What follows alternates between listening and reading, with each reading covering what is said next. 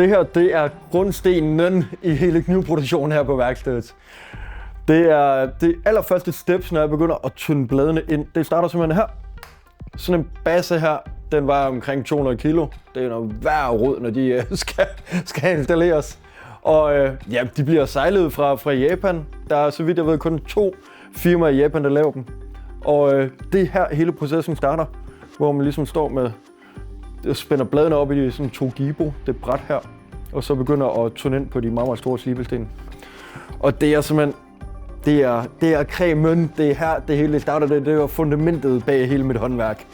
Og det er også de her sten, hvor det tog mig omkring 2,5 år, inden jeg ligesom rigtig lærte, hvordan man brugte dem og rigtig sådan fik følelse med dem. Og det er bare repetition. Og ligesom, ja, inden man forstår, inden man sådan rigtig forstår dem. Og når de bliver støbt, så må man ikke bruge dem lige bagefter. Så de skal simpelthen i en relativt lang periode have lov til at stå og klimatisere.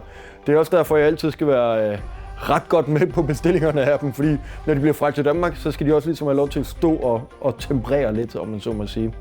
Sådan en sten her holder i omkring en 1,5 års tid, så selvom de er store og voldsomme, så holder de altså ikke for evigt.